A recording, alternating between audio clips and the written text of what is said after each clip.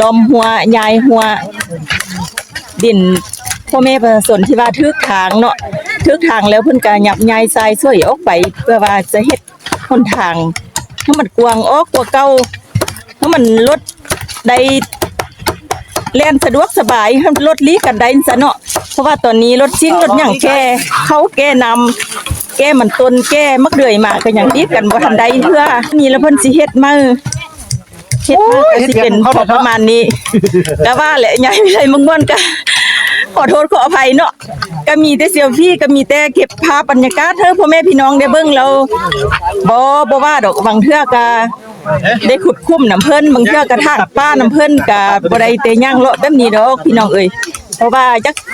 เฮาเพื่อนๆจังเฮาพ่อแม่พี่น้องทางบ้านทางเมืองแล้วก็ทางทั่วประเทศแล้วก็ทั่วโลกได้เบิ่งได้ชมกันเนาะว่าสาวบ้านนาตากอุ้มสาวนาบ้านนาตากว่าเพิ่นวิถีชีวิตเพิ่นเฮ็ดจังได๋เด้สบายดีพี่น้องพ้องไปเบิดทุกคนมื้อนี้เป็นมื้อที่2ของการเฮ็ดเวียกรวมเฮ็ดทางลงไปให้มานาอุ้มสาวนาที่เป็นในนั้นติดตามไปเบิ่งไปชมน้ำใหญ่วิไลม่วนได้เลยเด้อแต่ละขั้นตอนก็จะเก็บมุมสวยๆมุมงามๆวิวสวยๆวิวงามๆมาให้พ่อแม่พี่น้องกับเพื่อนๆทุกคนได้เบิ่งได้ชมกันเอาติดตามไปเบิ่งไปชมกันเลยมาเด้อเพื่อนๆพ่อแม่พี่น้องเบิดสุผู้สุคนมื้อนี้ใหญ่วิไลม่วนสิมาเก็บภาพบรรยากาศสดๆพ่อแม่พี่น้องซุ่มสาวนากุ้มสนานี้มีจักกุ้มพี่น้องบ่แม่น 5-6 กุ้มพุ่นบ่กุ้มนาเล็ก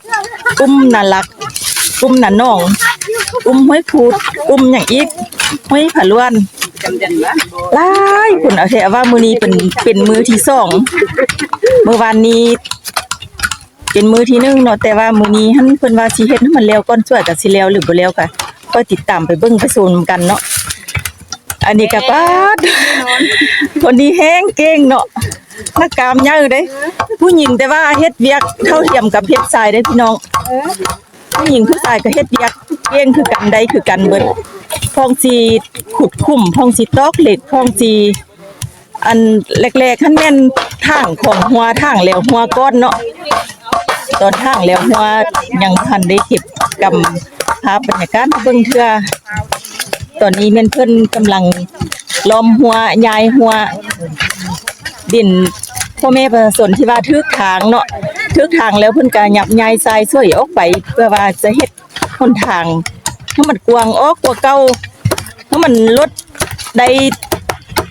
แล่นสะดวกสบายให้รถลีกันได้ซะเนาะเพราะว่าตอนนี้รถซิ่งรถหยังแก่เขาแก่นำแก่มันต้นแก่มักเดือยมาก็หยังอีกกันบ่ทันใดเทื่อแล้ววันนี้แล้วเพิ่นสิเฮ็ดมา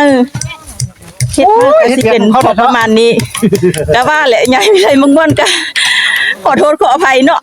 ก็มีแต่เซลฟี่ก็มีแต่เก็บภาพบรรยากาศเธอพ่อแม่พี่น้องได้เบิ่งแล้วบ่ว่าดอกบางเทื่อก็ได้ขุดคุ้มน้ำเพิ่นบางเทื่อก็ทางป้าน้ำเพิ่นก็บ่ได้แต่ย่างเลาะแบบนี้ดอกพี่น้องเอ้ยเพราะว่าจักเฮาเพื่อนๆจังเฮาพ่อแม่พี่น้องทางบ้านทางเมืองแล้วก็ทางทั่วประเทศแล้วก็ทั่วโลกได้เบิ่งได้ชมกันเนาะว่าสาวบ้านนาตากอุ้มสาวนาบ้านนาตากว่าเพิ่นวิถีชีวิตเพิ่นเฮ็ดจังได๋เด้จังซี่นะก็เพราะว่าจักได้เก็บภาพสวยๆภาพงามๆวิวงามๆให้เพื่อนๆพ่อแม่พี่น้องทั่วประเทศทั่วโลกได้เบิ่งได้ชมกันก็เก็บภาพบรรยากาศเป็นอันนี้แหละบางเทื่อก็เฮ็ดเวียกเนาะก็บ่ได้จับไม้เซลฟี่ไปตลอดดอกพี่น้องขอโทษขออภัยเด้อเพราะว่าตัวนี้ก็ยักเลาะยักเก็บเอาภาพสวยๆมุมสวยๆแล้วก็หน้าที่การงานการเฮ็ดเวียกเฮ็ดงานของกลุ่มสาวนาทั้ง 5-6 กลุ่มนี้ให้เพื่อนๆได้เบิ่งได้ชมกันก่อนเนาะก็สิเป็นพอประมาณนี้พี่น้องตอนนี้การทุกคนก็ห้าวหั่นแล้วไปส่วนหลายแล้วเด้ลังเทื่อเพิ่นว่าสิเฮ้มันแล้วตอนเช้านี้ว่าซั่น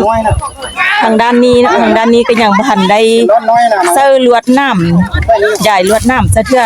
เพิ่นก็ก้นหลักก้นคุ้มหลักไม่เก็ดร้อนเพิ่นก็ก้นเซอเบิดแล้วไปยังมาผู้สาวเจ้าเพิ่นไปยังมาเอาเบิ่งทางนี้ก็กำลังก้นอยู่เอาก้นละแม่แล้ววะอันบ่แล้วกะเคี้ยวๆห้าวหั่นเด้อเอามาแล้วตอนเช้าคันตอนเช้าบ่แล้วก็ให้มาแล้วเบิดมื้อ คันบดมือบ่แล้วก็ให้มันแล้วมือเด้อเบิ่งบ่อนสิพาเบิ่งบ่อนเฮ็ดเพิ่นเฮ็ดฮอดเซอร์ก็จะฮอดนี้แหละเนาะพี่น้องก็จะเป็นรูปโผล่คอยลงไปนี้น้อยนึงหั่นเพิ่นก็จะเฮ็ดฮอดนี้ผู้ขุดก็ขุดผู้ก้นก็ก้น